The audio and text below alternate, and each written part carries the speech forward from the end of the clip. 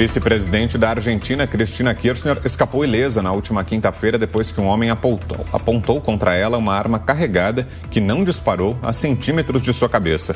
O caso aconteceu quando Cristina Kirchner saiu de um carro do lado de fora da casa dela, no bairro da Recoleta, em Buenos Aires, onde centenas de apoiadores se reuniam. O brasileiro Fernando André Sabag Montiel, acusado de tentar assassinar a vice-presidente Cristina Kirchner, recusou-se a depor na noite de ontem, segundo a imprensa argentina. Ele foi levado perante a juíza federal Maria Eugênia Capuchetti e o promotor Carlos Rívolo, que o interrogaram na sede da Polícia Federal em Buenos Aires. Para tratar dessa tentativa de atentado e da tensão política em alguns países da América do Sul, o Jornal da Manhã conversa agora com o cientista político Paulo Nicoli. Paulo, bom dia, obrigado pela presença. Bom dia, eu agradeço o convite. Paulo, quais vão ser as repercussões na política argentina, você imagina, a partir de agora, depois desse atentado contra Cristina Kirchner? O que é que muda ou pode mudar na vida política da Argentina? Bom, de fato, a Argentina ela tem sofrido um acirramento dos questionamentos políticos em relação ao presidente Alberto Fernandes e sua vice, Cristina Kirchner. Isso tem levado as discussões políticas ao extremismo, aos discursos de ódio, e infelizmente houve essa tentativa de atentado contra a Cristina Kirchner. Claro que dentro de uma democracia, como qualquer outra, em qualquer lugar do mundo, o que se espera é que as questões políticas sejam resolvidas no nível do debate, das discussões, das eleições também, jamais da violência, da morte. Isso não leva a absolutamente nada. O presidente Alberto Fernandes convocou para ontem, sexta-feira, feriado, e também uma grande marcha nacional em defesa da vice-presidente. E, por sorte, nada ocorreu com ela, mas o sujeito que tentou realizar a tentativa de assassinato, já se descobriu que ele está ligado a grupos neonazistas, né? Enfim, tem vários... participa de vários sites, né? Comunidades também, em redes sociais, extremistas, né? Com discursos de ódio, de eliminação dos opositores. Então, tenho a impressão que a Argentina deverá tomar medidas drásticas contra esse tipo de atitude e que poderá servir de exemplo para o resto da América Latina. Isso porque Boric, presidente do Chile, teve também nessa semana o seu irmão espancado nas ruas também por grupos extremistas, que também não leva a nada. No Brasil também a gente tem um movimento também violento, político. Começou, claro, em 2018 com a facada do Bolsonaro, a gente não pode esquecer disso.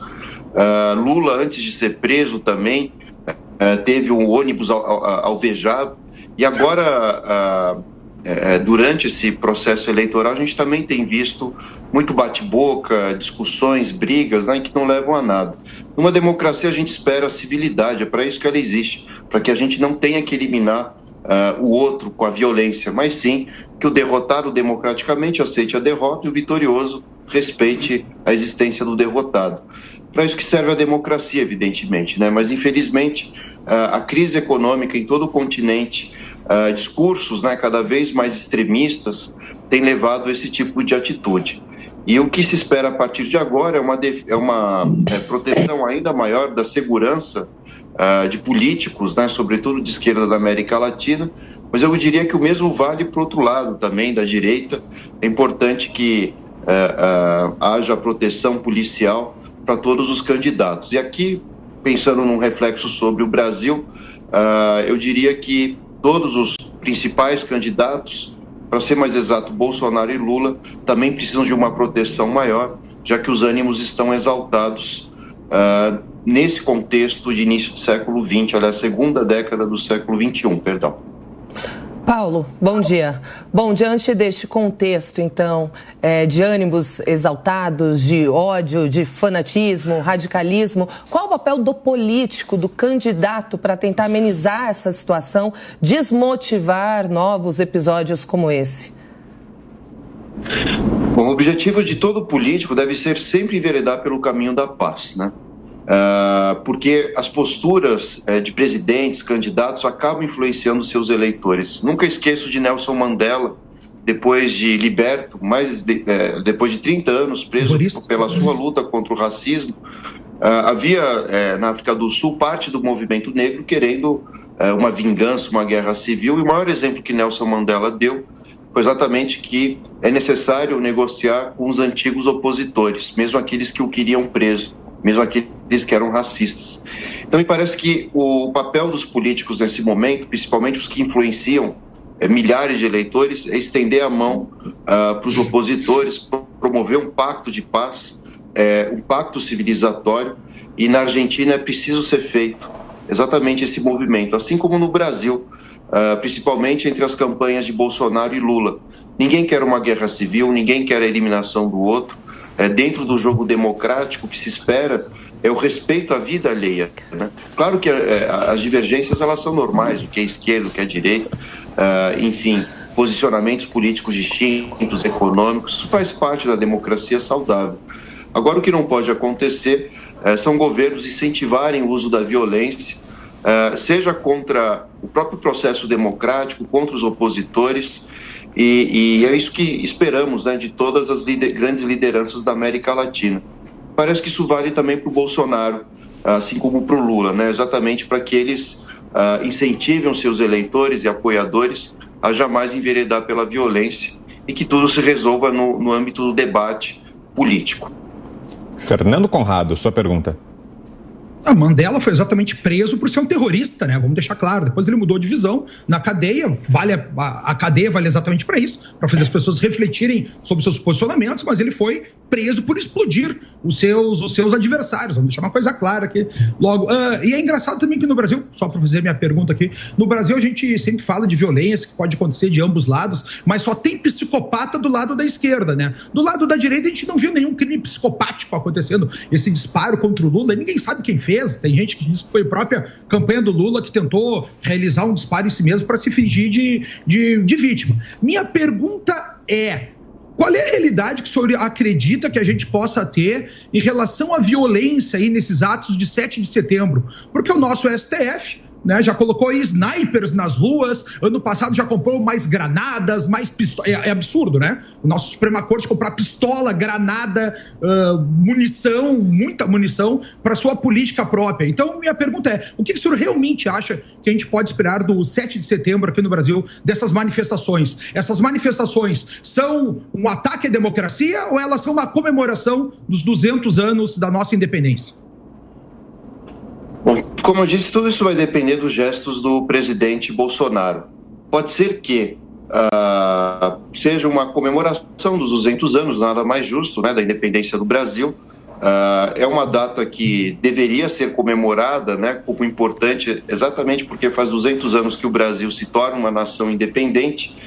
Agora, não me parece fazer sentido conduzir essa comemoração para a discussão de uma crítica radical ao funcionamento da nossa democracia. Isso porque estamos vivendo num momento de tensão em que nos últimos 3, 4 anos Bolsonaro pôs em questão o funcionamento do próprio STF, de algumas instâncias democráticas brasileiras também. Então, é interessante a gente parar para pensar nisso, porque muitas vezes, num jogo de futebol, nós não gostamos de um juiz, mas ainda assim ele é autoridade. Muitas vezes esse juiz toma atitudes que os dois times não concordam, né, com as decisões do árbitro, né, mas ainda assim as instâncias jurídicas elas precisam ser respeitadas dentro de uma democracia e podem ser contestadas também no âmbito jurídico. Agora, o que não pode acontecer no 7 de setembro, e é o que muitos bolsonaristas desejam, é dar a autoridade ao Bolsonaro para que se mude as regras do jogo, a Constituição ou mesmo um autogolpe. E é isso que nós não esperamos de jeito nenhum, né? O Bolsonaro nas últimas semanas tem atenuado o discurso, cada vez menos questionado o sistema eleitoral, as urnas eletrônicas, para ser mais exato. Então, o que se espera é que o Bolsonaro, ganhando ou vencendo e participando desse processo eleitoral, ele respeite as regras do jogo, o resultado das eleições, mesmo porque já se tentou de várias formas provar que as urnas poderiam ser fraudadas, o que jamais acabou ocorrendo, né? Aliás, só se poderia mudar as regras do jogo, primeiro, meses ou anos, um ano antes da eleição, e segundo, se houvesse de fato uma comprovação de que houve fraude, coisa que não aconteceu também. Então, essa é uma coisa que está na boca de vários juristas, né? Agora, em relação África do Sul, me permita fazer alguma crítica ao seu posicionamento, uma vez que havia um sistema de apartheid, né, que jamais se justifica, né? Ou seja, os negros na África do Sul, no seu próprio continente, eram destituídos do direito ao voto, de participação política, e eram segregados, né? Então... Mas é que daí o senhor falou que a violência nunca se justifica, né? Daí a violência, se ela nunca se justifica, é nunca. Ou é só vez em quando, ou é só quando interessa um lado ou outro. Independentemente de questões, é óbvio que a gente não concorda com o apartheid, com nada disso, com essa visão histórica, né? Mas é nunca ou é só quando interessa? Ou é só quando, não colou a nossa história, vamos partir para a violência. Como é que é? Eu não entendi. Eu achei incoerente. Bom, a questão é que a violência partiu de uma minoria branca sobre uma maioria negra, né? Acho que é importante a gente não perder isso de vista, né? Claro. A humilhação dos negros enfim, histórica é horrorosa, né? Não tem nem o que discutir. Horror. E tem que ser rechaçado. E precisamos concordar sempre com isso. Eu acho que esse é o mais fundamental desse debate. Agora, Paulo, voltando à questão da Argentina, falando do caso da Cristina Kirchner, existe nesse momento nas mãos da Justiça um pedido de prisão da vice-presidente, que foi apresentado há poucos dias por 2 promotores. Eles pediram 12 anos de cadeia para Kirchner. Agora, depois dessa tentativa de atentado, você acha que esse caso muda um pouco a atmosfera, cria um ambiente desfavorável para uma condenação? Pode ajudar a vice-presidente a conseguir se safar desse pedido de prisão, Paulo? Sem dúvida, né? Tudo isso porque durante o mandato do seu marido, Kirchner, né? E também durante o próprio mandato da própria Kirchner, Cristina Kirchner, houve uma série de denúncias de corrupção, superfaturamento de gastos públicos também. E a Kirchner se coloca na condição de vice-presidente da Argentina exatamente para conseguir algum tipo de imunidade política. Isso fez com que apenas a Suprema Corte argentina pudesse condená-la, e ainda assim o processo está em andamento e claro que o caso que ocorreu agora nessa semana, ela pode dar uma atenuada na situação da Kirchner, já que há um grande consenso nacional. Boa parte da população argentina saiu às ruas exatamente ontem, sexta-feira, com a intenção de defendê-la. Mas esse é mais um ingrediente, né, que servirá para criar um consenso, né, de boa imagem da Cristina Kirchner, apesar de que muitos setores argentinos também a criticam, meios de comunicação, grupos mais à direita, porque houve na Argentina grandes investigações que tentaram demonstrar que a Kirchner foi beneficiada com orçamento público para sua vida pessoal.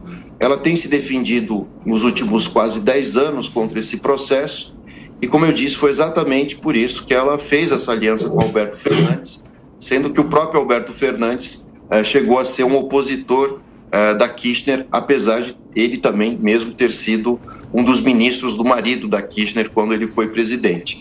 Então isso coloca mais um ingrediente, né, nessas polêmicas que envolvem a ex-presidente, agora vice-presidente Cristina Kirchner, e a tendência é que os tribunais prorroguem essa decisão diante dessa comoção.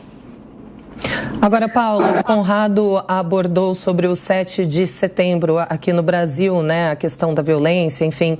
Gostaria de saber a sua opinião sobre o que pode acontecer a depender do resultado das eleições em outubro, se você acredita, qual a sua perspectiva, ainda mais com tantos questionamentos sobre a segurança das urnas eletrônicas. Bom, o que me parece é que, havendo uma possível vitória do Lula no primeiro turno, haverá grandes contestações, claro, dos movimentos de direita, uma vez que, se isso acontecer, me parece muito difícil, mas se ocorrer, será com uma margem muito pequena, acima de 50% dos votos, o que poderá gerar grandes contestações dos bolsonaristas a respeito da legitimidade do funcionamento das urnas.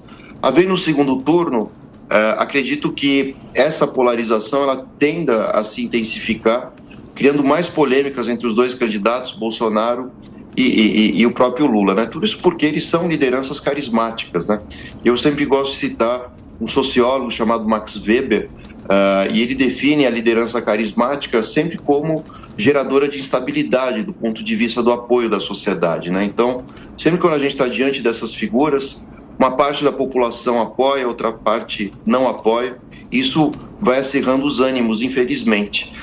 Então é bem certo que, vencendo ou não Lula no primeiro turno, no segundo turno, ou mesmo Bolsonaro se aproximando cada vez mais de Lula, isso vai aumentar as discussões, enfim, o clima, né, de tensão na política, e é necessário e fundamental que os dois candidatos selem um pacto com a sociedade, com os eleitores, de respeito dos resultados dessas eleições.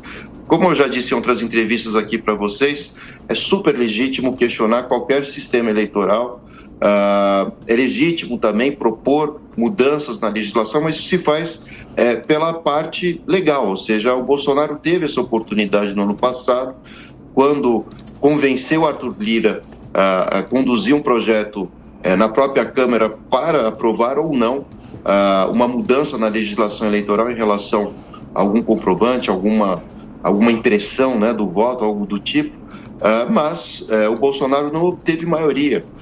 Então, enfim, as regras são essas para a gente fazer modificações eleitorais.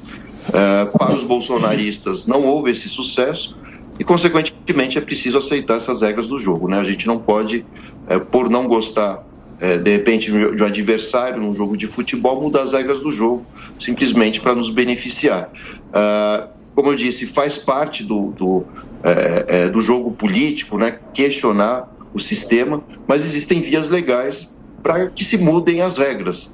E Bolsonaro não conseguiu essas mudanças. E é preciso aceitar a decisão do Congresso, sendo que hoje a maioria do Congresso, e desde a última eleição, aliás, é de maioria de direita, bolsonarista. E esses grupos que apoiam o próprio governo, inclusive, não aprovaram, na sua maioria, né, essa modificação. A consequência disso é que, diante de todo esse contexto, o discurso de Bolsonaro vem sendo amenizado nas últimas semanas contra as urnas, né? Ele mesmo, quando foi entrevistado no Jornal Nacional, na sabatina, né, desse jornal, ele afirmou, sendo as eleições justas e corretas, não haverá o que questionar do resultado das eleições.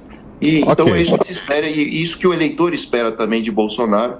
Inclusive, ele teve um pequeno crescimento nas pesquisas exatamente por não discordar mais das regras do jogo. Ok, ouvimos aqui o Paulo Nicoli, cientista político. Obrigado mais uma vez, Paulo, pela entrevista. Bom sábado por aí. Até uma próxima. Muito obrigado pelo convite.